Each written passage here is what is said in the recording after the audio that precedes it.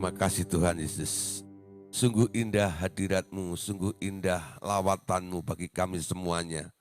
Kami bersyukur Tuhan malam hari ini. Kami boleh ada di dalam hadirat-Mu bersama-sama. Sebentar kami juga akan bersama-sama untuk belajar kebenaran firman-Mu. Ajar kami Tuhan, baik kami boleh mengerti dan menangkap apa yang ingin Kau sampaikan kepada kami semuanya pada malam hari ini. Terima kasih Bapak, kami mengucap syukur, kami memberkati setiap anak-anak Allah yang telah tergabung malam hari ini, baik yang ada di dalam Facebook maupun yang ada di dalam Zoom meeting. Kami percaya kami ada di dalam hadirat Allah yang sama, kami ada di dalam frekuensi yang sama, hati kami sama-sama terbuka di hadapan-Mu Tuhan. Lawat kami semuanya, puaskan kami, sehingga kami boleh mengerti dengan tepat dan jelas apa yang ingin Engkau berikan kepada kami malam hari ini. Terima kasih Bapak, dalam nama Tuhan Yesus kami mengucap syukur dan berdoa. Semua yang percaya boleh berkata bersama-sama, amin. Puji Tuhan Bapak Ibu Saudara, Salam. Malam hari ini kita bisa kembali berjumpa untuk melakukan online discipleship. Ya, malam hari ini temanya adalah tentang vision atau penglihatan. Nah Bapak Saudara, banyak orang kadang-kadang berpikir, apakah saya bisa memiliki karunia penglihatan, ya? Karena itu ada yang bilang karunia penglihatan ini adalah karunia khusus untuk orang-orang tertentu, ya.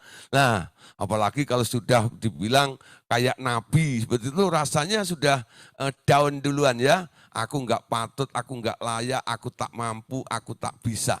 Tapi sebenarnya penglihatan itu adalah sebuah karunia, sebuah perlengkapan yang diberikan oleh Allah kepada kita. Manusia itu awalnya memiliki 10 indera. 5 indera jasmani, 5 indera rohani. Lah, orang yang punya vision atau penglihatan itu artinya mata rohnya mulai terbuka sehingga mereka bisa mendeteksi perkara-perkara atau benda-benda, materi-materi yang ada di alam roh. Ya, nah Bapak Saudara, nah tapi sekarang apa pertanyaannya? Apa untungnya kalau kita ini bisa melihat? Ada beberapa orang ya yang punya karunia penglihatan. Dia bisa melihat sesuatu, bisa mendeteksi perkara-perkara di alam roh, bisa melihat makhluk-makhluk alam roh. Tapi kadang-kadang dia merasa ketakutan karena yang dilihat ternyata adalah hal-hal yang menyeramkan. Ya, hal-hal yang menyeramkan. Nah, mungkin dia lihat setan, dia lihat makhluk-makhluk yang besar, genderuwo dan sebagainya.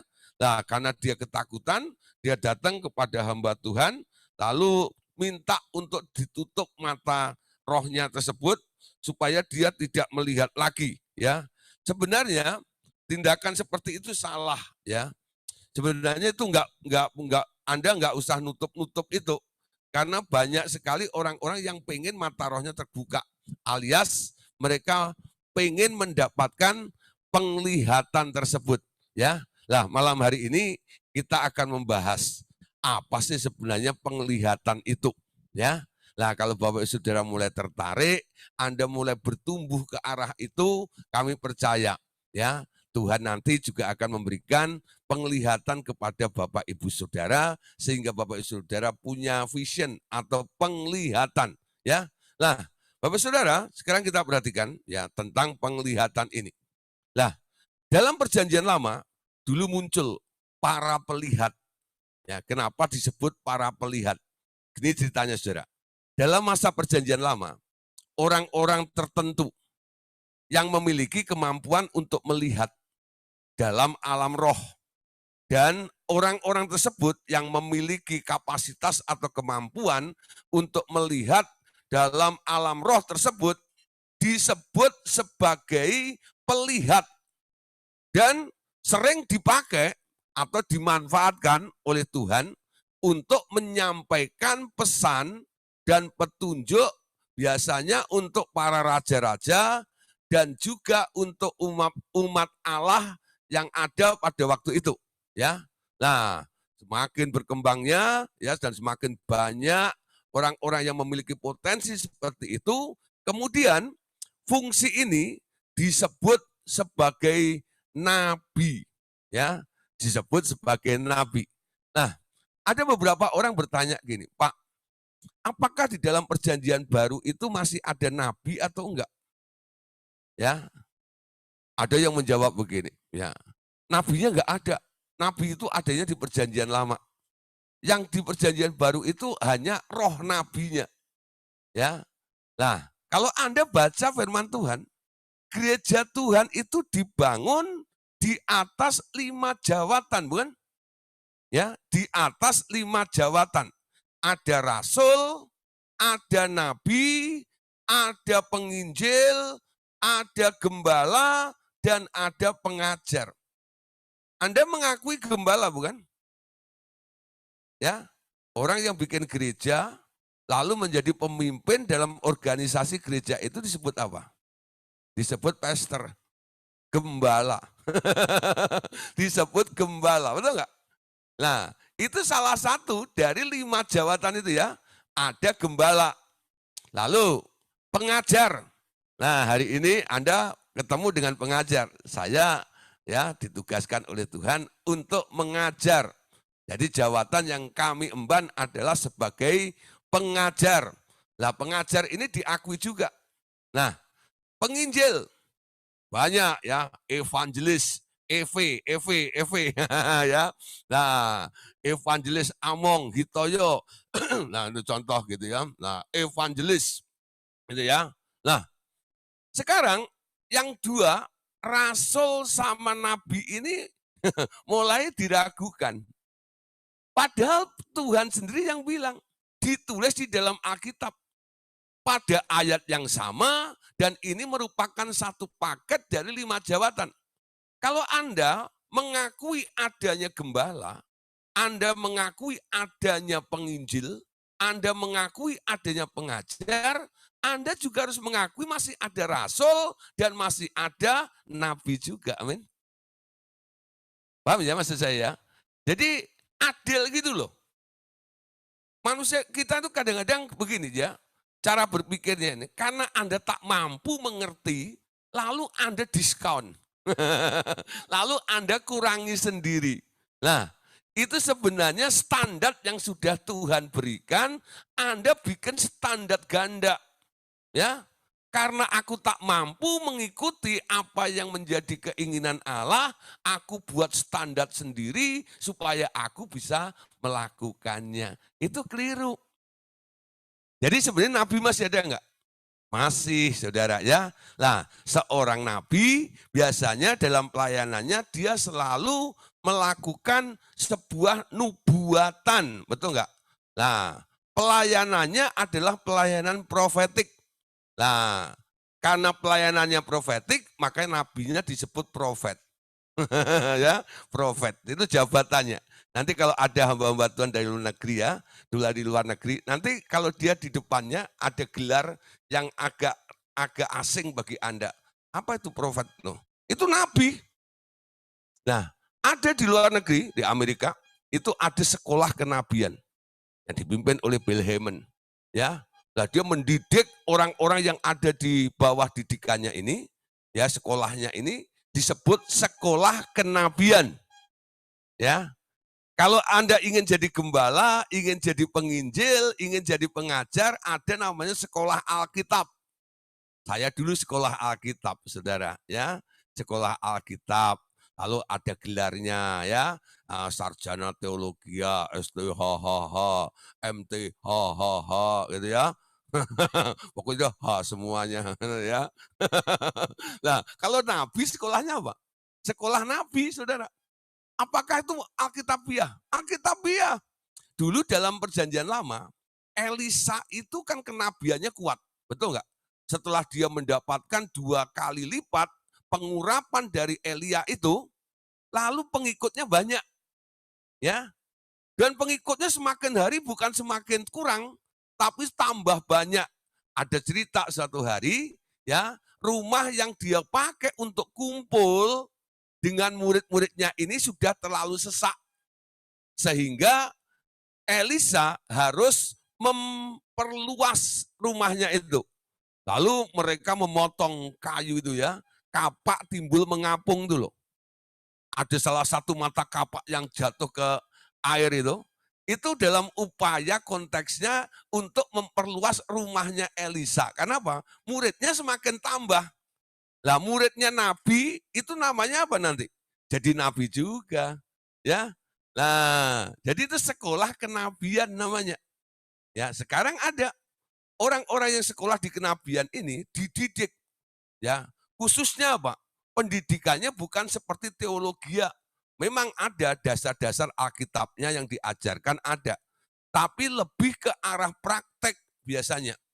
Bagaimana melatih mereka. Kami pernah membuat seminar kenabian dan kerasulan. Lalu kita coba 3 hari kita ajar semuanya, lalu disuruh praktek. Ya, mereka suruh bikin kelompok 10 orang gitu ya. Lalu 1 orang disuruh di tengah begitu. Nah, nanti musik bunyi, jeng jeng jeng jeng. Ketika musiknya stop gitu ya. Nah, yang di tengah ini punya tugas bernubuat untuk orang yang pas ada di depan hidungnya. Jadi mereka tuh keliling gitu ya. Nah, nanti siapa musiknya stop, lah siapa yang pas ada di depan matanya ini siapa?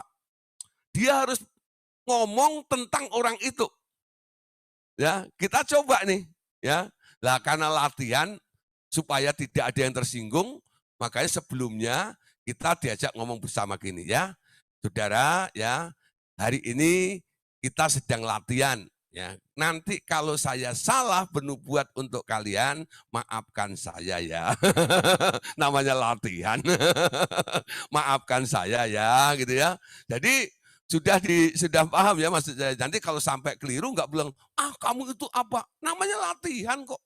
Namanya belajar. Nah kami sebagai mentornya mengawasin. Ternyata saudara ya, setelah selesai itu kita coba tanya kepada jemaat, siapa tadi yang dinubuatin oleh temannya dan ternyata benar gitu. Ya. Lalu banyak yang angkat tangan. Nah, yang nubuatin tadi ini, mereka bilang siapa yang bernubuat dan tepat, dia angkat tangan. Coba rasanya gimana? Pak, nggak ngira ya Pak ya. Saya pikir saya ini nggak bisa. Ternyata setelah melakukannya, ternyata karunia itu ada. Potensinya ada, kemampuan ada untuk melihat. Betul nggak? Nah, entah dari 5 indera roh itu yang tumbuh bagian mananya, kami tidak mengerti. Ya, karena kadang-kadang cara menangkapnya bisa juga melalui pendengaran, melalui peraba, melalui penciuman, atau perasa, atau penglihatan. Nah, malam hari ini kita mau spesifik membahas tentang masalah mata roh, tentang penglihatan. Dan para pelihat-pelihat ini nanti oleh orang-orang itu disebut sebagai nabi. Nah, kita lihat ayatnya. Kapan ya orang itu mulai menyebut adanya nabi? Ya, kadang-kadang salah kaprah ya. Ada kelompok-kelompok tertentu yang bilang Adam itu nabi. Nabi pertama. Adam. Mulai kapan ada istilah nabi itu kapan? Ya, kita baca dalam 1 Samuel 9 ayat yang ke-9 ya. 1 Samuel pasal 9 ayat yang ke-9. Nah, 1 Samuel 9 ayat 9. Dahulu di antara orang-orang Israel, apabila seorang pergi menanyakan petunjuk Allah, ia berkata begini, mari kita pergi kepada pelihat. Sebab nabi yang sekarang ini disebutkan dahulu pelihat. Ya, ini ayat pertama kali. Kalau Anda search, ya, Anda cari dalam Alkitab, kata pelihat itu muncul baru ada di 1 Samuel 9 ayat 9. Sebelum ayat ini nggak ada kata pelihat. Ya, julukan sebagai nabi pelihat muncul ketika banyak orang mulai nanya kepada seseorang yang punya kapasitas kemampuan. Siapa yang punya? Nah, ini gambarnya siapa? Ini gambarnya Raja Saul. Ya, ini Samuel. Anda tahu Samuel kenapa terkenal dengan kenabiannya? Kenapa Samuel itu terkenal sekali? Sangat pekat gitu loh. Ya, itu sepertinya label yang kuat sekali di dalam diri Samuel sebagai nabi.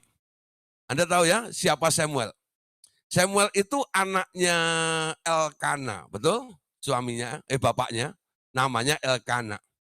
Istrinya namanya Hana, ya. Nah, Elkana itu punya 2 istri. Istri pertama namanya Penina. Ya. Nah, istri yang kebalik ya, istri pertama Hana, istri keduanya Penina. Ya, karena ini madunya. Jadi Hana racunnya. Madu dan racun. Nah, disebut madu itu saya juga heran sekali. Berarti yang pertama berarti racun dong. Madunya itu loh. Lah, setiap pergi ke bait suci, ya, Elkana itu membawa 2 istrinya, ya, membawa 2 istrinya itu. Sepanjang perjalanan dari rumah sampai ke Silo itu ya, ke bait suci itu si Penina itu selalu nyanyi. Tapi lagunya judulnya nyinyir. Jadi lagunya Penina itu nyinyir, saudara ya. Lagunya itu gimana, saudara? Jadi dia pandang rendah si Hana sambil berkata gini, del mandel mandel mandel, del mandel mandel mandul gitu ya. Ya, lagunya nyilu nyilu nyilu. Del mandel mandel mandel, del mandel mandel mandul ya. Setiap jalan bareng bertiga ini, hatinya Hana itu hancur. Betul nggak? Hancur hati. Dan saat sampai di rumah Tuhan, Penina ini pernah curhat kepada suaminya. Suaminya menghibur, tapi dia nggak terhibur. Dia datang kepada Tuhan. Dia bernasar kepada Tuhan. Sampai doanya itu ekstrim. Ya, karena apa? Imam Eli yang menjadi pemimpin dalam ibadat itu melihat doanya Hana itu geleng-geleng sampai bilang apa? Orang ini gila nih, betul nggak itu? Kenapa komat kamit nggak ada suaranya lagi? Kenapa? Sudah kehabisan kata, gitu ya. Nah, apa sebenarnya sedang diminta oleh Hana? Dia minta kepada Tuhan, Tuhan berikan saya 1 anak saja. Nanti kalau engkau berikan anak itu, akan aku persembahkan kepadamu, biar menjadi pelayanmu. Ya, pulang dari ibadah, tahun depan dia punya anak. Dan setelah lepas susu, ya, lepas sapi itu, si Samuel anaknya ini, ya dinamai Samuel, artinya diminta dari Tuhan, gitu loh ya. Dia bawa ke bait suci, diserahkan kepada Imam Eli. Samuel sejak kecil hidup di bait suci. Dan Anda tahu, saat itu sedang terjadi Ikabod. Kemuliaan Allah hilang di antara orang Israel. Ya, nah, Allah nggak berbicara lagi sampai beberapa tahun kepada bangsa Israel. Ya, putus hubungan seperti itu. Tapi Anda lihat, suatu malam Samuel yang masih kanak-kanak ini mendengar suara ada yang memanggil dia. Samuel, Samuel, bangun. Samuel, Samuel, bangun. Dia lari ke Imam Eli. Bapak, engkau panggil saya ya? Oh enggak, balik sana tidur. Ya, sampai 3 kali. Akhirnya Imam Eli menyadari, kayaknya ini anak ini mau diajak ngomong sama Tuhan. Ya, cuman dia belum ngerti tentang bicara dengan Tuhan itu. Lalu diajarin sama Imam Eli. Nanti kalau kamu dengar, ada panggil kamu bangun, lalu kamu bilang, ya, ini hambamu, ya, siap untuk mendengar. Bicaralah Tuhan, ya, bicaralah Tuhan. Hambamu siap untuk mendengar. Mulai saat itu, Samuel mendengar suara Tuhan. Ya. Lah, apa yang dia dengar, dia sampaikan dan itu pasti terjadi. Dan itu menjadi buah bibir sampai seluruh Israel melihat dan mulai mendengar tentang nubuatan atau perkataan Samuel ini yang selalu tepat itu. Wah, mulai saat itu banyak orang kalau sudah bingung, tidak bisa diselesaikan dengan akal sehatnya, mereka mulai cari orang-orang yang bisa main di alam roh. Lah, oleh sebab itu, masa-masa itu Samuel itu paling laku. Ya, nah, Samuel itu paling laku. Lah, 1 Samuel pasal 9 ya, itu sebenarnya dari ayat 1 sampai seterusnya ya, supaya Bapak Ibu Saudara tahu sejarahnya ya. Saya ajak baca Alkitabnya sedikit ya malam hari ini. Nah, coba lihat. Ini 1 Samuel ya, pasal 9. Mulai dari ayat 1 sampai 9 ya. Jadi ada sejarahnya dulu. Ada seorang dari daerah Benyamin. Namanya Kis bin Abiel bin Seror bin Bekorat bin Afiah. Seorang suku Benyamin. Seorang yang berada ya. Jadi ini sultan istilahnya sekarang ya, kaya. Orang ini ada anaknya laki-laki namanya Saul. Seorang muda yang elok rupanya, tidak ada seorang pun dari antara orang Israel yang lebih elok daripadanya. Dari bahu ke atas ia lebih tinggi daripada setiap orang sebangsanya. Ya, 3. Kis, ayah Saul itu kehilangan keledai-keledai betinanya. Sebab itu berkatalah Kis kepada Saul, anaknya, ambillah salah seorang bujang, bersiaplah dan pergilah mencari keledai-keledai itu. Ayat 4. Lalu mereka berjalan melalui pegunungan Efraim, juga mereka berjalan melalui tanah Salisa, tapi tidak menemuinya. Kemudian mereka berjalan melalui tanah Sahalim, tetapi keledai-keledai itu tidak ada. Kemudian mereka berjalan melalui tanah Benyamin, tetapi tidak menemuinya. Ya, ketika mereka sampai ke tanah Zub, berkatalah Saul kepada bujangnya yang bersama-sama dengan dia, mari kita pulang. Nanti ayahku tidak lagi memikirkan keledai-keledai itu, tapi khawatir mengenai kita. Tetapi orang ini berkata kepadanya, tunggu, di kota ini, perhatikan ya, ada seorang abdi Allah, seorang yang terhormat. Ini yang dimaksud Samuel. Segala yang dikatakannya pasti terjadi. Marilah kita pergi ke sana sekarang juga. Mungkin Samuel ini dapat memberitahukan kepada kita tentang perjalanan yang kita tempuh ini. Jawab Saul kepada bujangnya itu. Tetapi kalau kita pergi, apakah yang kita bawa kepada orang itu? Sebab roti di kantong kita telah habis dan tidak ada pemberian untuk dibawa kepada abdi Allah itu. Apakah yang ada pada kita? Jawab bujang itu ya kepada Saul, masih ada padaku 1/4 sikal perak, itu dapat aku berikan kepada abdi Allah itu, maka ia akan memberitahukan kepada kita tentang perjalanan kita. Ya, ayat 9 baru dikatakan, dahulu di antara orang Israel, apabila seseorang pergi menanyakan petunjuk Allah, ia berkata begini, mari kita pergi kepada pelihat, sebab nabi yang sekarang ini disebut dahulu sebagai pelihat. Nah, saudara, ini konteksnya. Ya, bagaimana awalnya Samuel itu jadi populer seperti apa yang saya ceritakan tadi. Karena apa? Dia punya kemampuan, kapasitas untuk mendeteksi sesuatu yang belum pernah terjadi. Yaitu yang masih terjadi di alam roh, tapi belum nampak di alam materi. Nah, dan Samuel ini banyak menolong orang. Ya, nah suatu kali Saul ini mencari kambing domba bapaknya yang hilang itu. Lalu karena sudah nggak ketemu, ada yang usul bujangnya, yuk kita cari pelihat. Kita tanya kepada dia, ya. Nah, dan apa yang terjadi saudara? Kalau Anda lihat ceritanya, sebenarnya itu bukan sebuah kebetulan. Pertemuan antara Samuel dan Saul itu sudah dirancang oleh Tuhan. Kenapa? Karena malam itu Tuhan sebelumnya, malam sebelumnya itu Allah sudah berfirman kepada Samuel bahwa dia harus mengurapi orang yang akan menjadi raja di Israel, yaitu dari suku Benyamin.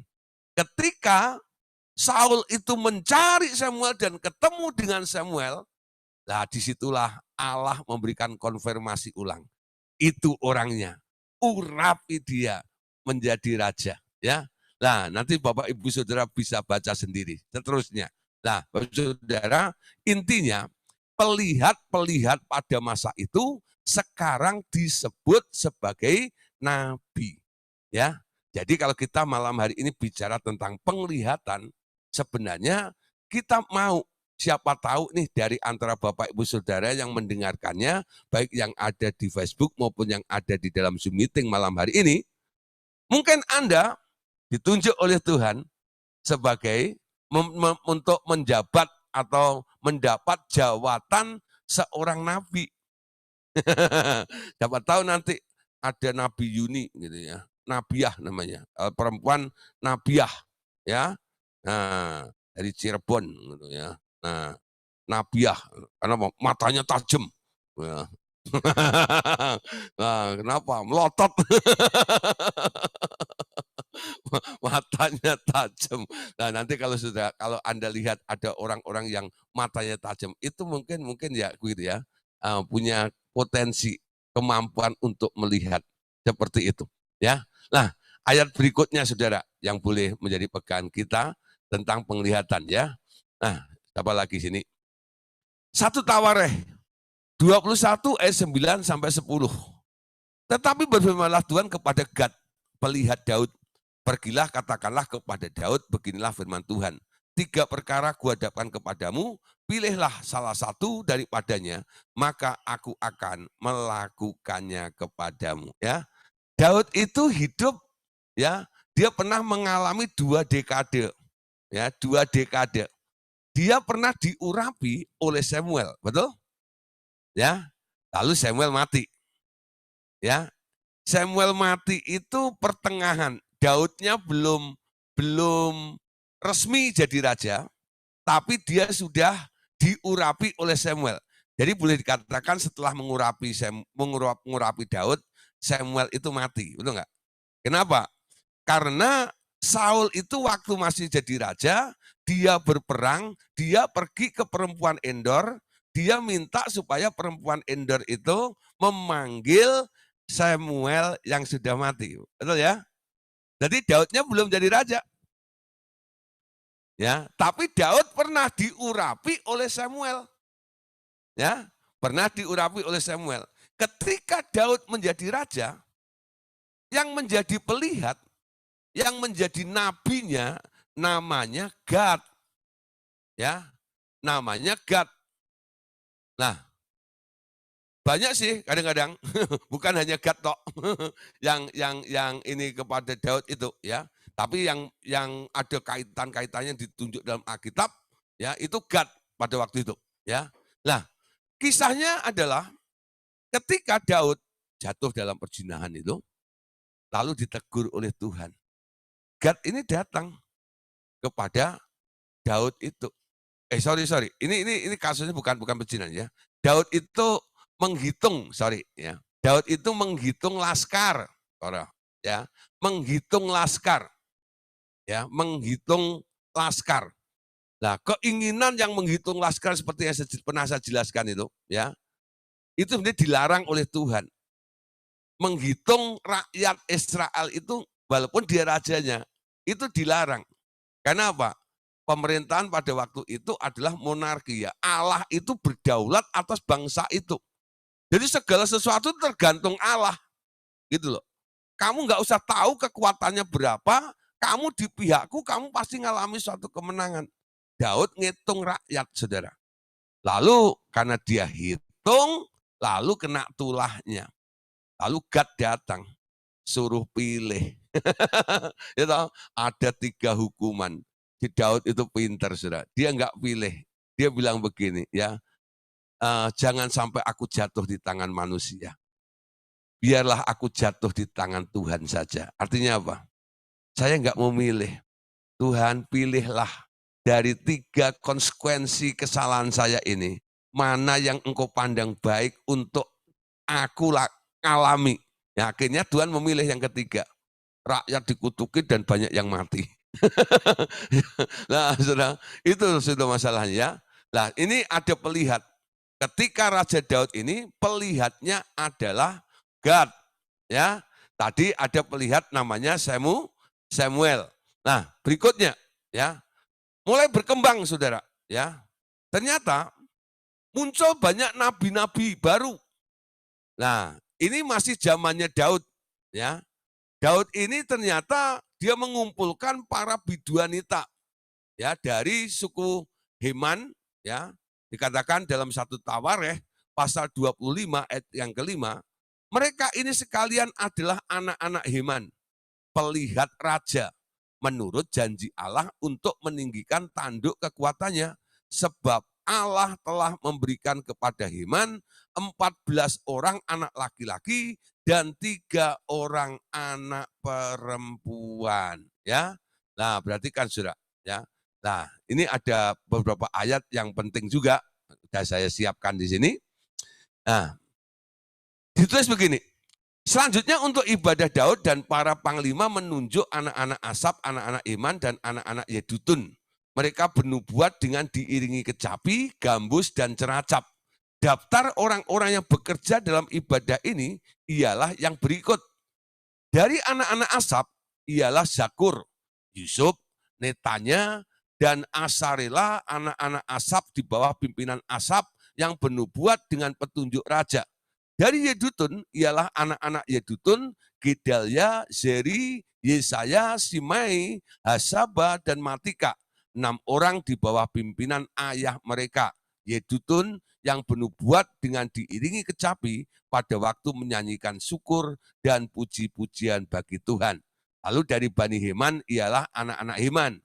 Namanya Bukia, Matanya, Usiel, Sebuel, Yerimot, Hananya, Hanani, Eliata, Gidalti, Romamti, Eser, Yosbekasa, Maloti, Hotir, dan Mahasiot. Mereka ini sekalian adalah anak-anak Heman, pelihat raja, menurut janji Allah untuk meninggikan tanduk kekuatannya. Sebab Allah telah memberikan kepada Heman 14 orang anak laki-laki dan 3 orang anak perempuan. Mereka ini sekalian berada di bawah pimpinan ayah mereka pada waktu menyanyikan nyanyian di rumah Tuhan dengan diiringi ceracap, gambus, dan kecapi untuk ibadah di rumah Allah dengan petunjuk raja. Demikianlah keadaan Bani Asap, Yedutun, dan Heman. Jumlah mereka bersama-sama, saudara-saudara mereka yang telah dilatih bernyanyi untuk Tuhan, mereka sekalian adalah ahli seni. Ada 288 orang, tua dan muda, guru dan murid membuang undi mengenai tugasnya. Ya, jadi jumlah total ada 288 orang, ya. 282 8 berapa ini? 288 orang. Nah, Saudara, kalau Anda mulai membayangkan, ya, ini Daud ini punya stok. Ya, tadi memang ada Nabi Gad, ada, ya. Nabi Nathan yang pernah menegur dia, ada juga, betul enggak? Zamannya Daud itu sudah banyak muncul para pelihat-pelihat yang handal, ya. Bahkan Daud ini melatih anak-anaknya Heman, ya, Asap, Heman, dan Yedutun itu dilatih mereka sambil bermain musik. Mereka itu, ya, nyanyinya itu bukan pakai partitur, ya, atau sudah ada sudah ada lagunya gitu, enggak, Saudara. Tidak ada liriknya itu, tidak. Jadi musik dibunyikan begitu, tahu-tahu nanti dia mulai nih ngomong aja gitu, gitu ya. Lah, kayak orang nge-rap gitu, ngomong aja gitu. Lah, Itu dilatih mereka, dilatih sampai ngomongnya itu benar sekali ya. Nah, itu semuanya diawasi oleh Raja Daud sendiri. Karena Raja Daud sendiri juga gemar memuji dan menyembah Tuhan. Nah, Bapak Saudara, karena dilatih mereka bisa. Ya.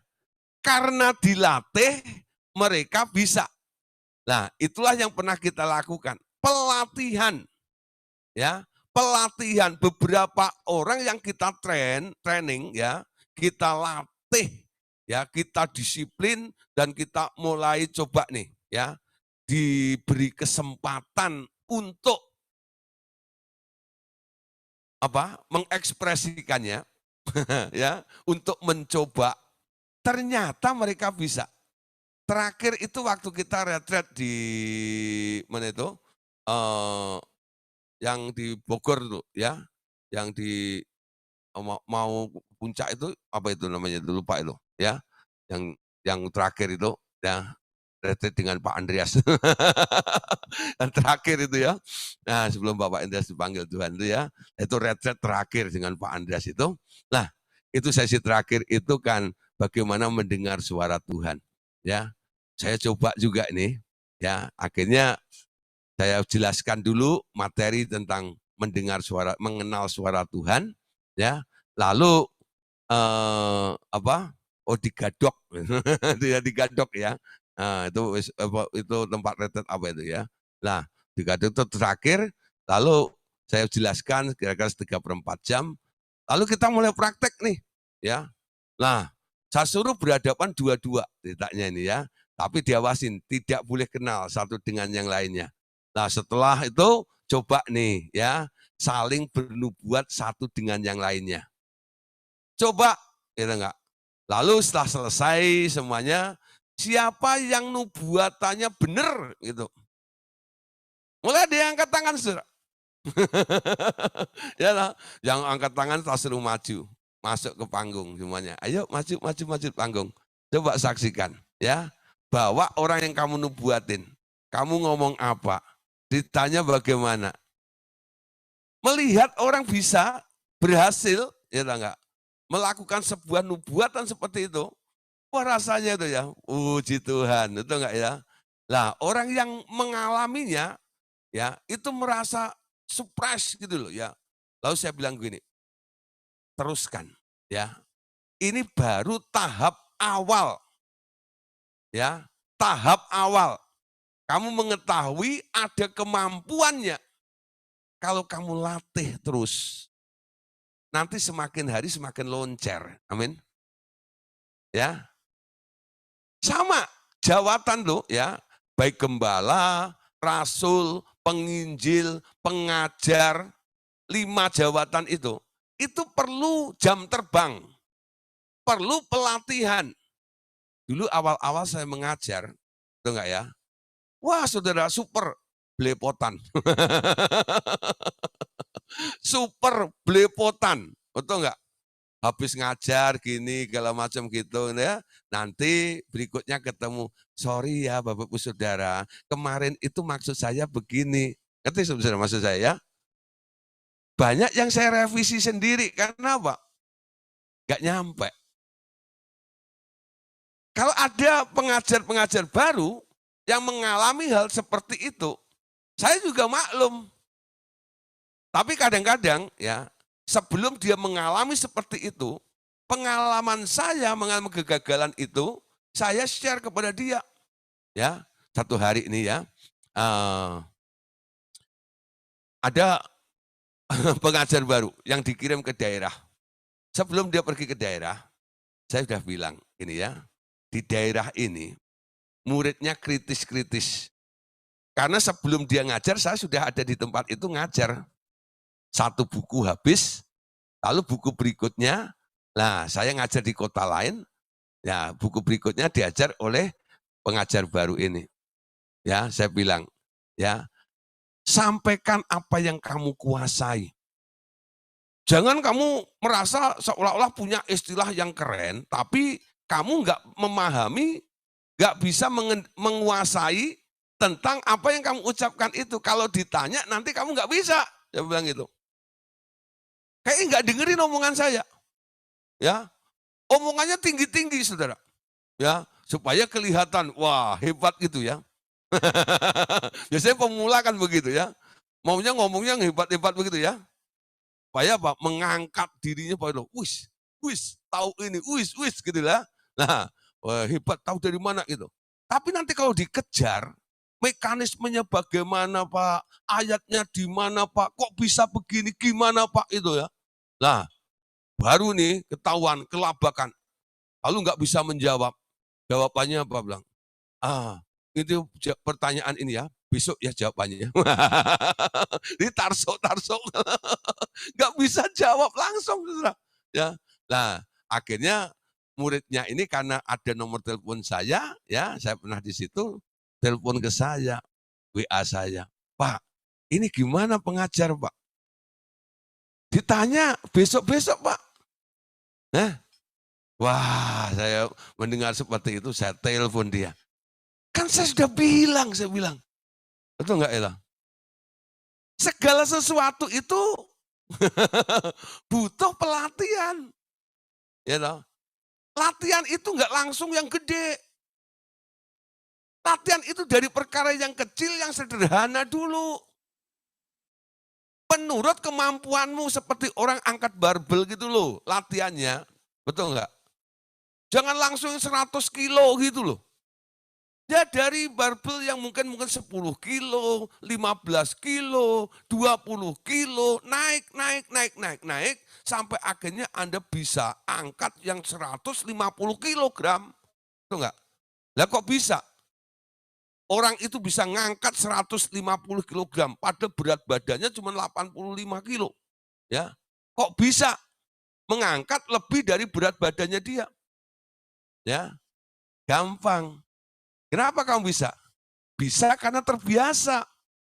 Karena pernah latihan, pernah mencoba, dan pernah mencobanya. Amin. Jadi Anda jangan langsung terblokir dulu lah. Ya, aku nggak bisa. Ya, aku nggak mampu. Coba dulu. Dulu saya coba jadi gembala. Betul saudara. Saya coba jadi gembala. Saya buka gereja, ya, ada jemaatnya. Tapi satu hari Tuhan bilang, ya memang ada peristiwanya. Ada jemaat saya meninggal, saya lagi di luar. Dulu belum ada handphone, ya, masih zamannya pager Starco itu loh, tahu nggak ya? Pager Starco itu. Dan saya nggak punya duit untuk beli. Jadi kalau saya pergi itu orang nggak tahu saya kemana. Ya nggak? Ada apa-apa tuh saya kadang-kadang pergi 4 hari, ya. Nanti hari Sabtu sore baru nyampe rumah lagi, ya. Nanti sore ada ibadah pemuda, lalu Minggu pagi ada sekolah minggu, nanti sorenya ada ibadah umum gitu ya. Nah, pokoknya ada di tempat cuma Sabtu dan Minggu. Senin sampai Jumat itu kelayapan. Ya, ya istilahnya pelayanan ke daerah-daerah kan sekitarnya gitu ya. Nah, apa yang terjadi saudara? Waktu ada Jumat meninggal, saya nggak bisa dicari, akhirnya pendeta tetangga, ya teman saya juga yang menguburkannya. Saya pulang dilaporin, Pak, si A meninggal. Terus, iya Bapak nggak bisa dihubungin, dikuburin oleh sini. Oh puji Tuhan, saya bilang gitu. Ada yang membantu ya. Saya terima kasih sama pendeta yang menguburkan itu. Tapi setiap saya khotbah di depan jemaat itu ada rasa nggak enak di hati saya. Ada rasa bersalah, ada rasa tertuduh, ya. Padahal jemaat sudah apa ya, memaklumi gitu loh. Ya enggak. Memang nggak bisa dihubungi kok, nggak ada sarananya. Ya enggak. Karena saya nggak merasa damai gitu, saya pergi ke Ungaran. Saya berdoa puasa 3 hari. Cari tahu tentang kehendak. Kenapa Tuhan? Saya sudah diterima. Mereka sudah memaafkan. Tapi saya tetap aja rasanya itu kok nggak enak, itu kenapa? Sampai akhirnya setiap bulan itu saya 3 hari, kayak 4 kali saya ya, ke Ungaran. Yang kali keempat itu Tuhan bicara pada saya. Dia bilang gini, kamu itu gembala apa? Gembala sapi aja nggak kayak begitu. Kan ditapuk. Ya. Jadi saya nggak pantas jadi gembala. Tuhan itu ngomong begitu. Ya. Betul. Kamu tuh gembala apa? Gembala itu harus open. Gembala itu harus stay. Bukan keluyuran seperti itu. Ya. Harus tahu keadaan jemaatnya. Jadi Bapak Saudara yang mau jadi gembala, konsekuensinya itu ada. Gembala itu beda dengan penginjil. Betul enggak? Berani buka gereja, berani jadi gembala, betul enggak? Harus open dengan jemaatnya. Ternyata saya ditolak. Karena apa? Saya enggak punya kriteria di situ itu. Ya sudah, akhirnya saya nyerah sama Tuhan. Gimana Tuhan? Ya sudah, serahkan ke pimpinan, ya. Lalu saya tanya, Tuhan sekarang saya kemana? Lalu Tuhan bilang, jadilah seperti Abraham. Saya langsung ngeh. Abraham itu disuruh pergi ke tempat yang dia tidak ketahui. Itu enggak ya? Itu paling enak. Amin. Disuruh pergi ke tempat yang Anda enggak tahu. Itu paling enak. Atau enggak ya? Nah, saya bingung mesti kemana gitu ya. Akhirnya saya kesasar ke Jakarta. Nah, itu ke Jakarta itu karena ada iming-iming. Ya, ada seorang pengusaha datang ke Solo. Nah, waktu itu ada seminar hamba-hamba Tuhan, saya ikut di situ. Nah, kebetulan nggak ada pemain musiknya itu kurang, yang main bass nggak ada. Nah, terus teman-teman pendeta bilang, Gideon, maju. Saya maju nih gitu ya, main bass gitu. Lah, terus akhirnya kenalan dengan timnya yang dari Jakarta itu, termasuk dengan pimpinannya itu. Nah, itu akhirnya kenalan, dia kasih kartu nama saya. Dia bilang begini, Pak Pendeta, nanti kalau ke Jakarta mampir ya. Jadi dia ngomong begitu, alamatnya, kartu namanya saya pegang begitu. Apa yang jadi saudara? Saya ke Jakarta, saya cari itu orang. Dan saya tahu tempatnya, ya di daerah kota. Ya di gang, namanya Gang Kejayaan. Itu enggak ya? Nah, sebelahnya Kemurnian, Kemuliaan. Itu enggak ya? Lah Kejayaan. Ada gereja di situ. Saya ikut ibadah. Selesai ibadah, saya ketemuin itu. Di pengusaha pendeta juga itu. Ya, Pak, puji Tuhan, apa kabar? Saya selalu ya. Dia bilang, siapa ya? Siapa ya? Siapa ya? Pak, kita kan pernah ketemu di Solo. Ketika tim Bapak nggak ada pemain bassnya, saya yang main bass itu loh Pak. Siapa ya? Siapa ya? Gak kenal saya saudara. Aduh saudara, saya itu bingung juga. Mau kemana lagi? Di Jakarta saya nggak punya temen, nggak punya kenalan. Nggak bilang, aduh gitu ya. Nah akhirnya saya gabung beberapa persekutuan. Ya, nah dari persekutuan itu Tuhan tarik saya ke revival total ministry ini. Saya masuk ke RTM. Disinilah saya baru ngerti panggilan saya. Saya dididik oleh seorang pengajar. Namanya Andreas Samudra. Saya bertumbuh jadi seorang pengajar. Ya. Jadi ceritanya begitu loh, panjang sekali. Ya. Kalau saya bertahan terus gitu, jadi gembala dulu gitu. Saya meradang, meranah terus karena apa? Rasa bersalah itu enggak hilang. Itu enggak ya. Nah, tapi setelah saya mulai mengajar sini, walaupun saudara suka dukanya ada. Suka dukanya apa? Banyak dukanya saudara. Ya. Setiap habis mengajar pasti dibilang sesat tuh. Karena pelajarannya pelajaran roh, atau enggak ya? Orang bilang apa itu? Gitu kayak itu. Lah, dicela, dicaci dan sebagainya. Ya, dipandang sebelah mata kadang-kadang itu. Saya kadang-kadang bilang, Tuhan, gitu, kenapa saya dipandang sebelah mata? Saya akan memberitakan firman-Mu. Tuhan bilang begini, bagus masih dipandang walaupun sebelah katanya. Gitu. Jadi Roh Kudus itu menghibur saya. Puji Tuhan, gitu. Masih dipandang walaupun sebelah. Gitu. Ya, puji Tuhan, gitu aja. Bentar lagi mata satunya akan melihat. Biar nanti aku buka untuk melihat kebenarannya seperti apa. Ya, nah, Bapak Saudara, tentang penglihatan sama, perlu dilatih. Amin. perlu latihan. Anda itu punya potensi. 5 indera rohmu itu kalau dilatih, nanti bisa berfungsi dengan baik. Bukan berarti Anda nggak bisa, fasilitasnya ada. Seperti halnya Anda bisa melihat secara fisik, karena Anda punya mata fisik, saya percaya karena Anda punya mata roh, Anda juga harusnya bisa melihat, betul nggak? Dengan mata rohmu perkara-perkara di alam roh. Simple dulu. Modalnya sudah punya. Amin.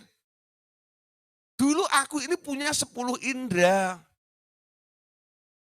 Cuman gara-gara aku melototin terus materi, akhirnya indera penglihatan saya, mata roh saya ini nggak pernah digunakan. Sehingga kagok. Ya, sehingga apa ya, sulit untuk menggunakannya kembali gitu loh. Mungkin karatan atau gimana ya. Nah, sekarang mulai di-servis dulu ya. Nah, nanti kita lihat ada solusinya ya. Kadang-kadang ada orang-orang yang perlu dilayani pelepasan terlebih dahulu, baru mata rohnya terbuka. Kenapa? Itu semacam mata roh yang sudah lengket. Betul nggak? Perlu dikasih WD itu dulu. Karatnya supaya ngelontok dulu gitu loh. Ya. Nah nanti kalau udah karatnya ngelontok begitu dibuka pelan-pelan, dipaksa, dilatih gitu. Lama-lama itu engsel bisa loncat lagi ya. Coba Anda punya pintu yang sudah lama nggak dipakai gitu. Anda buka susah banget, itu enggak ya? Anda kasih minyak gitu ya. Lah masih belum bisa. Anda goyang-goyang dulu, goyang-goyang dulu. Ada yang rontok. Ya, kasih minyak lagi, goyang-goyang lagi gitu loh. Tahu-tahu bisa bergeser walaupun agak berat. Ya, tapi karena diulang-ulang, diulang-ulang, diulang-ulang, kasih minyak lagi, diulang-ulang, itu engsel jadi loncar, bukan? Sama, indera rohmu karena lama nggak digunakannya, jadi macet. Jadi macet. Amin. Ya, jadi macet. Nah, sekarang kita lihat ya. Penglihatan itu sebenarnya untuk apa? Ya. Penglihatan ini sebenarnya untuk apa? Nah, sekarang lihat ya. Penglihatan adalah salah satu cara Allah menyatakan dirinya kepada orang-orang tertentu dalam rencana Allah. Sekali lagi ya. Penglihatan adalah salah satu cara Allah menyatakan dirinya kepada orang-orang tertentu dalam rencana Allah. Nah, seringkali malaikat Tuhan muncul dalam vision atau penglihatan itu. Atau Tuhan sendiri berbicara kepada mereka dengan memakai bahasa lambang. Atau berbicara secara langsung kepada Anda, ya.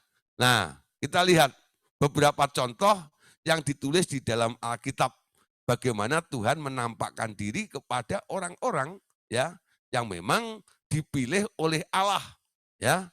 Nah, coba kita lihat dalam Kejadian pasal 15 ayat 1.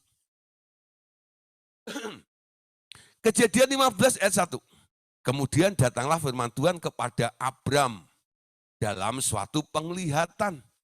Janganlah takut Abram, akulah perisaimu, upahmu akan sangat besar. Ya. Nah, Bapak Saudara, ketika Abram dipanggil oleh Tuhan keluar dari Ur Kasdim itu ya, keluar, lah Tuhan berjanji kepada Abraham. Betul enggak? Aku akan membuat kamu seperti keturunanmu seperti bintang di langit dan seperti pasir di laut. Tapi ya, Abraham udah nunggu. Gak muncul-muncul tuh si anak. Sampai akhirnya benar-benar gini, ya nanti yang akan mewarisi semuanya itu ya orang-orang yang lahir di rumahku ini. Siapa? Ada asistennya, namanya Eliezer. Dan nanti Eliezer yang akan mewarisi semuanya ini. Tuhan datang dalam penglihatan. Abraham jangan takut, akulah perisaimu, upahmu akan sangat besar. Ya. Jadi Tuhan datang dalam penglihatan. Jadi bukan fisiknya gitu enggak. Abraham itu melihat. Ya. Melihat ada Tuhan yang adalah roh itu bisa dideteksi. Ada di situ. Dan Tuhan menguatkan kepada Abraham. Abraham, sesuai dengan janjiku, keturunanmu ya dari Sarah itulah yang akan mewarisi. Bukan bujangmu Eliezer atau yang lainnya. Kalau Anda baca nanti ya seterusnya, dalam Kejadian 15:1 dan sampai seterusnya, itu kisahnya bagaimana akhirnya Allah menguatkan Abraham. Dia suruh keluar, suruh ngitung bintang. Ya, demikianlah nanti keturunanmu. Nah itu baru digenapi di pasal 20-an ya. Nah di situ baru nih Tuhan datang memberikan anak kepada Abraham lalu dikasih nama Ishak itu. Nah saudara, jadi Tuhan datang kepada Abraham. Untuk apa? Untuk menyatakan ya keinginannya kepada Abraham pada saat itu. Nah, berikutnya ya. Ada contoh lagi. Kisah pasal 9 ayat 10 sampai ayat yang ke-12 ya. Kisah 9 ayat 10 sampai ayat yang ke-12. Di Damsyik ada seorang murid Tuhan bernama Ananias. Tuhan berfirman kepadanya dalam suatu penglihatan. Ananias jawabnya, ini aku Tuhan. Firman Tuhan, bangkitlah dan pergilah ke jalan yang bernama Jalan Lurus. Dan carilah di rumah Yudas seorang dari Tarsus yang bernama Saulus. Ia sedang berdoa dan dalam suatu penglihatan ia melihat bahwa seorang yang bernama Ananias masuk ke dalam ya dan menumpangkan tangannya ke atasnya supaya ia dapat melihat lagi ya. Nah, Bapak Saudara, perhatikan di sini ada dua kali ya. Kata penglihatan muncul ya. Nah, perhatikan di sini. Yang pertama, Ananias dijumpai Tuhan dalam suatu penglihatan. Yang kedua, ketika Saulus sedang berdoa, lalu dalam suatu penglihatan, ia melihat bahwa seorang bernama Ananias masuk ke dalam dan menumpangkan tangan ke atasnya, supaya ia melihat lagi. Nah, ini bagus sekali ya. Ternyata penglihatan ini ya pertama ya, bisa untuk memberikan suatu tugas pengutusan ya. Ananias ini disuruh oleh Tuhan untuk mendoakan. Yang didoakan siapa? Saulus. Anda tahu siapa Saulus? Ya. Saulus itu penganiaya jemaat. Walaupun sudah jatuh dari kuda karena melihat Tuhan itu ya.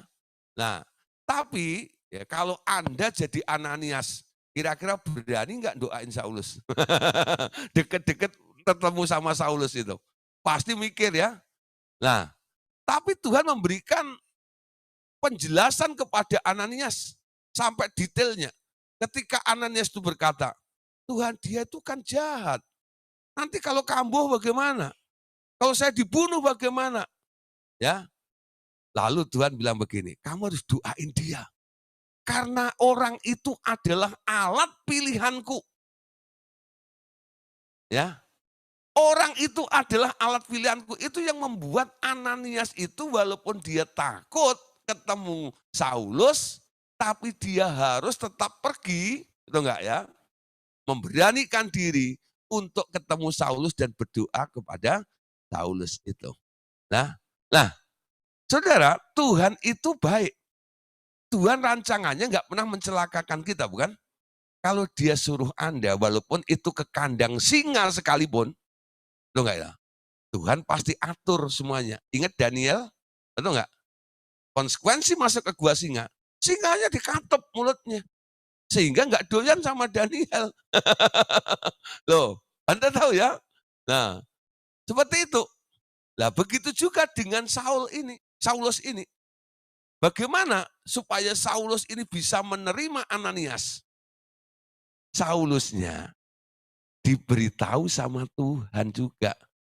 Dalam penglihatan, dia melihat orang yang modelnya begini, namanya Ananias, nanti akan datang dan akan mendoakan kamu, kamu bisa melihat.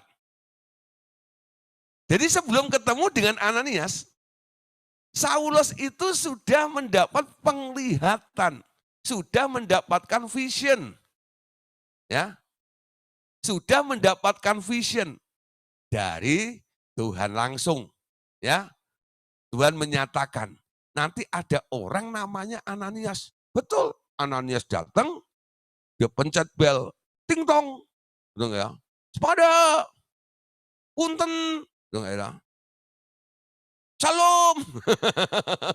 Ya, permisi. Gitu ya. Dari dalam, oh, siapa itu?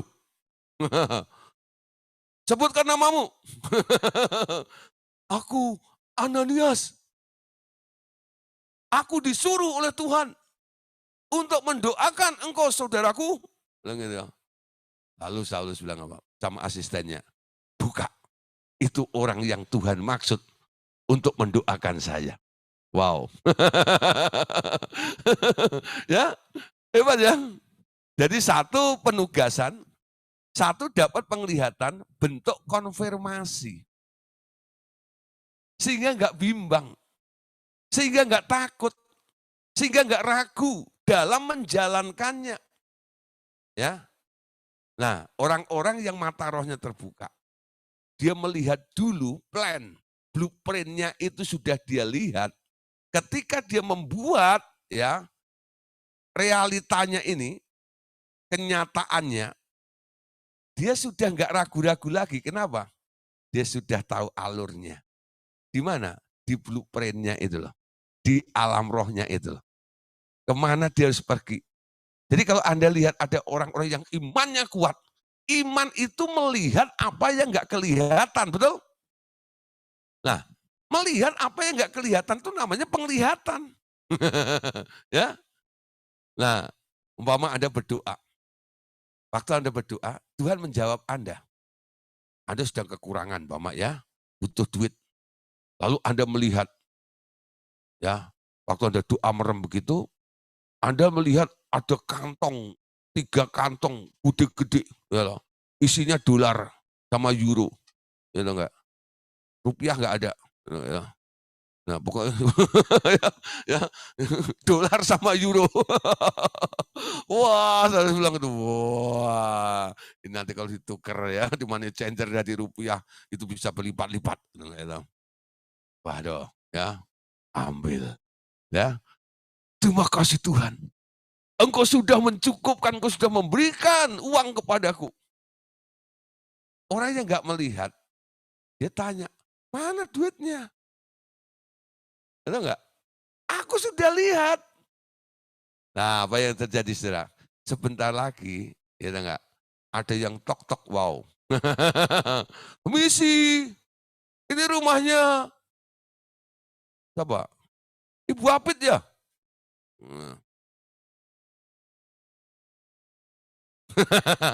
Ngapain? Kau izin mana kau izin? Buka pintu segala macam. Bentar ya, lari ke mobil. Bawa karung, isinya duit semuanya. Saya disuruh bos saya untuk antar ini. Ya. Wah, bosmu siapa? Nah, enggak saya sebut, rahasia. Nanti kamu datengin, minta nambah. Manusia kan begitu ya, kadang-kadang gitu ya. Jadi kasih itu kurang nambah minta sana gitu ya. Jadi rakus. Kadang-kadang Tuhan kadang-kadang sembunyikan tangannya. Ya, jadi nggak dikasih tahu siapa yang kasih gitu. Wah, puji Tuhan. Gitu. Lalu Bu Apit bilang gini, ya, aku tadi malam udah doa, lihat ada karung-karung isi duit. Bener duitnya datang. Nah,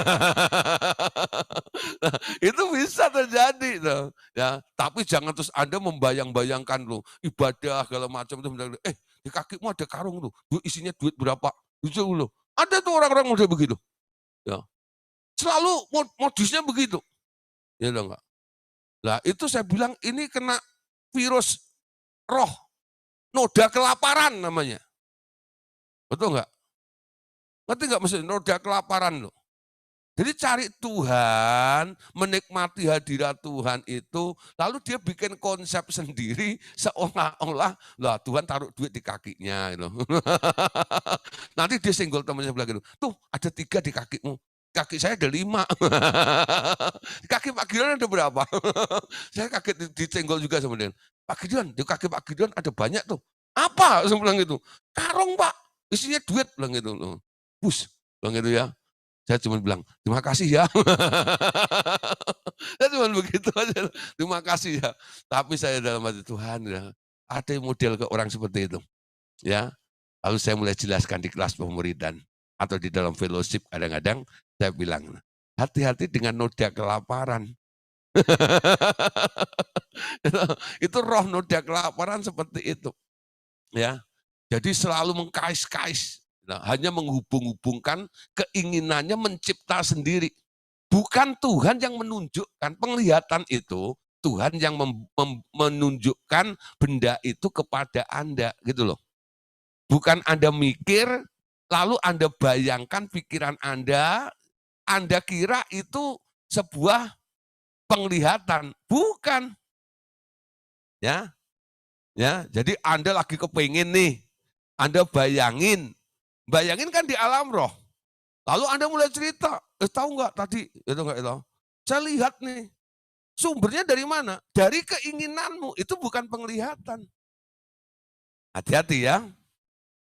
Penglihatan itu lebih netral begini. Ketika Anda nggak pengen, biasanya gitu ya. Kan Tuhan sendiri yang bilang, apa yang tak pernah pikirkan, muncul dari hati, engkau inginkan, itulah yang disediakan oleh Allah bagi orang-orang yang mengasihi Dia. Amin. Batasnya ada di sini ini. Nanti jangan terkecoh. Banyak orang-orang nanti yang mengaku-ngaku sebagai pelihat, tapi sebenarnya ambisinya yang jalan. Ya. Tidak dikendalikan oleh Tuhan. Nah, nanti bukan nubuatan yang ada. Bukan nubuat, tapi kubuat. Buat lu. Nah, gitu ya.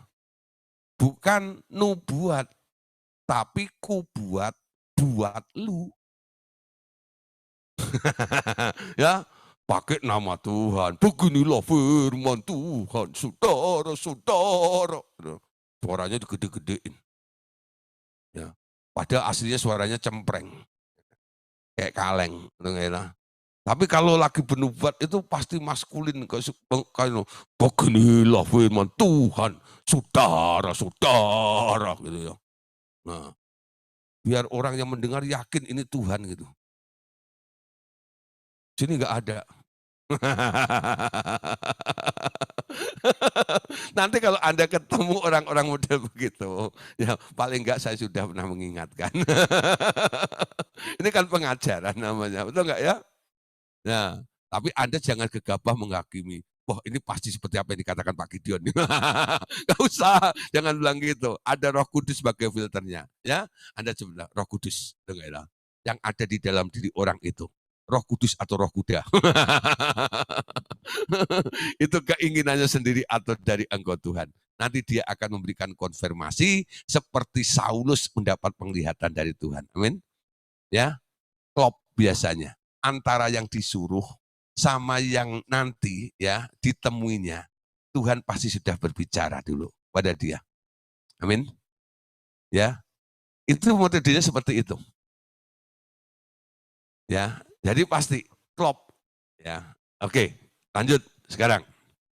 Kisah 10 sampai 13. Oke, ini contoh-contohnya dulu.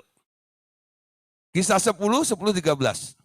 Nah, ia merasa lapar dan ingin makan. Tetapi sementara makanan disediakan, tiba-tiba rohnya diliputi kuasa ilahi. Ia melihat langit terbuka dan turunlah suatu seperti kain lebar yang bergantung pada keempat sudutnya, yang diturunkan ke tanah. Di dalamnya terdapat berbagai jenis binatang berkaki 4, binatang melata dan burung. Lalu kedengaranlah olehnya suatu suara yang berkata, bangunlah Petrus, sembelihlah dan makanlah. Ya, nah lihat saudara ya, apa yang dilihat Petrus? Ya, ada kain lebar yang bergantung pada keempat sudutnya, diturunkan sampai ke tanah, lalu di dalamnya dibuka, ada jenis binatang berkaki 4, binatang melata, yaitu jenis ular dan sebagainya, burung, lalu kedengarkanlah oleh suatu suara yang berkata, bangun Petrus, sembelihlah dan makanlah. Lalu Petrus menjawab, ya, aku tak biasa, aku tak biasa. Lagunya Petrus sebenarnya, tapi dinyanyiin sama siapa itu? Apa ya, lupa yang nyanyinya itu. Yang nyanyi Tenda Biru kali ya. Aku tak biasa. Nah lagunya itu. Aku tak biasa makan itu. Gitu enggak? Nah, karena dia enggak mau mengambil, itu akhirnya diangkat ya kembali. Nah pertanyaannya begini. Apakah binatang yang di dalam kain itu benar-benar binatang? Bukan. Itu hanya gambar di alam roh, betul enggak? Binatang-binatang secara roh. Jadi Allah enggak melepaskan kambing, tetangga masuk rumahnya Petrus gitu, enggak. You turun dari atas itu, dibungkus kain, ya. Nah, buka, isinya binatang-binatang. Ambil, sembelihlah. Berarti binatangnya masih hidup. Ya, tapi karena itu binatang-binatang yang haram, yang enggak lazim, yang enggak biasa dimakan oleh orang-orang pada waktu itu, ya, yang dilarang oleh Tuhan juga menurut hukum Taurat. Nah, Petrus katakan, aku enggak biasa itu. Sebenarnya ini bahasa vision, ya. Bukan berarti, saudara, lalu diartikan, ada orang mulai bilang ini, tuh, Tuhan kan udah bilang loh, ya. Suruh makan kan? Dasar doyan, enggak ya. Ngerti ya maksud saya ya? Banyak orang kadang-kadang gitu. Kalau bilang gini, kalau ini masalah makanan begitu, nanti alasannya ada saja untuk mencari pembenarannya. Ya, salah satu di sini ini. Petrus kan sudah dinyatakan oleh Tuhan. Semuanya yang dilarang-larang itu juga. Kan Tuhan sendiri yang bilang, Petrus ambil, sembelihlah, dan makanlah. Betul enggak? Apakah artinya itu? Bukan. Konteks daripada binatang di sini bukan seperti yang dikatakan oleh Paulus tentang hal makanan, bukan. Konteksnya apa? Tentang penginjilan jiwa-jiwa. Selama ini Injil hanya untuk kalangan orang Yahudi. Yesus sendiri bilang kepada perempuan Serofenisia itu ya, tidak patut mengambil roti bagian anak-anak lalu dilemparkan kepada anjing. Betul enggak? Siapa yang bilang anjing itu? Orang Kanaan. Di luar Israel. Ya. Nah itu disebut gulungan kafir. Gentile ya. Nah, gulungan anjing dulu. Nah, mulai Injil harus keluar. Merambah sampai luar Israel. Luar Yahudi. Dimulai dari sini ini. Ketika Petrus sudah ya selesai makan, tahu-tahu ada nih utusan dari Kornelius jemput si Petrus. Petrus khotbah di rumah Kornelius yang bukan orang Yahudi. Habis khotbah Petrus disidang habis-habisan. Bro, jangan merasa kamu paling tua ya. Semua ada pakem, ada aturannya loh. Bilang gitu. Kan Injil nggak boleh diberitakan di luar Yahudi. Lalu Petrus cerita kepada orang-orang yang menghakimi dia itu. Sebenarnya aku juga nggak mau. Tapi sebelum saya melakukan ini dengan keluarga Kornelius, ketika saya sedang, itu enggak ya, diam di rumah, tahu saya melihat ada penglihatan, ada kain terbentang, lalu isinya binatang-binatang yang haram, saya disuruh mengambil, menyembelih dan makan, saya enggak mau. Binatang itu terangkat, saya bengong. Ketika saya bengong, datanglah utusan itu untuk saya melayani Kornelius. Saya baru ngeh, oh artinya tadi penglihatan itu ini toh. Ya. Ini toh artinya. Aku disuruh khotbah di luar Yahudi. Ketika Petrus ngomong seperti itu, teman-temannya nggak bisa bantah juga. Oh, udah dapat pernyataan ya? Ini artinya memang kegerakannya sudah mulai berubah nih.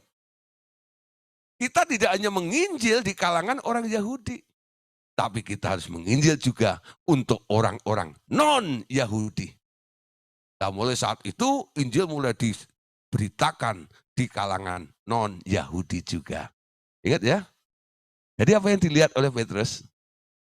Walaupun bahasanya bahasa binatang, ya, tapi jangan diartikan itu untuk makanan-makanan fisik, untuk perut Anda. Khusus untuk penglihatan Petrus itu ada maknanya, langsung penglihatan dikasih, baru bengong, langsung ada jawabannya, betul enggak ya? Diundang khotbah kepada non-Yahudi. Itu arti dari penglihatan tadi itu. Beberapa orang tanya sama saya gini, Pak, saya tadi melihat ini Pak, begini, begini, begini, begini. Artinya apa Pak? Itu paling sering orang itu begitu. Ya, jawaban saya tetap sama. Yang lihat siapa? Kamu. Saya Pak. Ya, kan yang lihat kamu. Kok kamu nanya sama saya? Paham nggak maksud saya? Banyak kesalahan orang tuh di sini ini. Anda yang melihat, lalu Anda libatkan orang yang nggak ada sangkut pautnya sama sekali. Untuk menjelaskan apa yang Anda lihat. Kalau saya jaim, ya, saya akan tafsirkan. Supaya saya nggak dianggap bodoh, supaya saya tidak dianggap nggak bisa, ya, supaya saya tidak malu-maluin, saya jawab sekenanya saja untuk memuaskan Anda. Bisa nggak? Bisa saya lakukan. Dan saya nggak mau lakukan seperti itu. Semua didik yang benar. Ketika Anda melihat, Anda minta Tuhan juga untuk menjelaskannya langsung. Tuhan, penglihatan itu apa maknanya? Apa artinya? Kalau Tuhan bilang, tanya Pak Gideon. Anda tanya, Tuhan pasti sudah kasih tahu saya jawabannya, bukan? Ngerti nggak? Oh, nggak ngerti kebangetan banget tuh loh. Ya. Dan itu terulang-ulang terus. Kadang-kadang kan Anda lihat tuh, kadang-kadang dalam tanya jawab, diskusi segala macam. Pertanyaannya kadang-kadang model-model begitu bukan? Betul nggak? Pak, yang gini, saya lihat begini-gini. Itu artinya apa Pak? Saya udah ajar berkali-kali. Kalau kamu yang melihat, tanya Tuhan artinya apa? Kalau Tuhan suruh tanya kepada saya, saya pasti dikasih tahu oleh Tuhan jawabannya tentang apa yang kamu lihat, gitu loh. Itu baru klop. Ya, Ananias dan Saulus. Betul nggak? Klop kan? Nah, belajar di sini. Ya, saya nggak takut ya. Misalnya orang terus terluka dengan saya, betul nggak? Gara-gara sikap saya seperti ini. Tapi ini sebuah kebenaran, faktanya begitu. Ya, ini pendidikan ini seperti ini. Ya, Anda ketemu seorang pengajar, beda, ya, stylenya beda dengan gembala. Oh, gembala itu akan diemong. Ya sinilah, sinilah, sinilah. Jangan pergi ya. Kalau pergi persepuluhannya hilang. Udah. Kalau pengajar itu kebanggaannya cuma satu. Kalau muridnya bertumbuh, ngerti, dan bertumbuh, itu kepuasannya. Amin. Nanti lama-lama Anda bertumbuh jadi partner. Satu level. Amin. Ya, dalam taraf pendidikan Anda seorang murid. Anda bertumbuh, terus nanti Anda sama dengan saya, gitu loh. Ya, levelnya sama. Seorang seorang murid nggak lebih daripada gurunya ya. Artinya masih bisa sama. Gitu nggak? Nah, saya kalau melihat orang sudah bertumbuh sama dengan saya nggak bilang, ingat ya dulu siapa lu? Enggak. Gitu. Itu malah saya bersyukur, puji Tuhan, Anda bisa satu level dengan saya. Kasih selamat. Ya, yuk kita ngajar bareng. Ya, kamu ngajar ke kiri, saya ngajar ke kanan. Betul nggak ya? Nah, tugas saya lebih enteng, nggak kiri kanan, betul nggak ya? Nah, kiri bagian saya, kanan bagian siapa. Nah, gitu. Ya, amin. Ya, terus ya, satu penglihatan lagi. Ya, contoh. Nah, oke, ya, waktunya jalan terus nih, banyak contohnya, ya. Kisah 18 ayat 9 sampai ayat 10. Pada suatu malam, berfirmanlah Tuhan kepada Paulus di dalam suatu penglihatan. Jangan takut, teruslah memberitakan firman dan jangan diam. Sebab aku menyertai engkau dan tidak ada seorang pun yang akan menyentuh dan menganiaya engkau. Sebab banyak umatku di kota ini. Ya, penglihatan yang dilihat oleh Paulus memberikan kekuatan. Ketika Anda mengalami cemas, ketika Anda mengalami kekhawatiran, karena sebuah intimidasi seperti itu. Seperti Paulus ini ya, ada bahaya yang mengancam dirinya. Apakah harus berhenti melayani? Kadang orang bilang, pakai hikmat dong. Ya, pakai hikmat dong. Ya, nah, hikmat pertimbangan manusia itu lebih ke arah sayang nyawa. Betul nggak ya? Nah, tapi melakukan kehendak Tuhan itu hal yang berbeda. Tapi jangan nekat juga. Nah, disinilah penting. Tahu konfirmasi dari Tuhan ini. Melalui sebuah penglihatan, Paulus ini mendapat pernyataan Tuhan. Jangan takut, jangan berhenti pelayanan.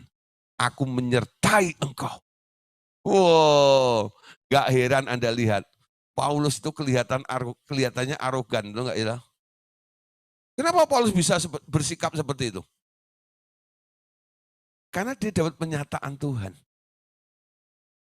Sikapnya itu didukung. Ketika dia mau berhenti, ketika dia mau mundur, betul enggak? Ya, Tuhan bilang apa? Maju terus Paulus. Maju terus Paulus.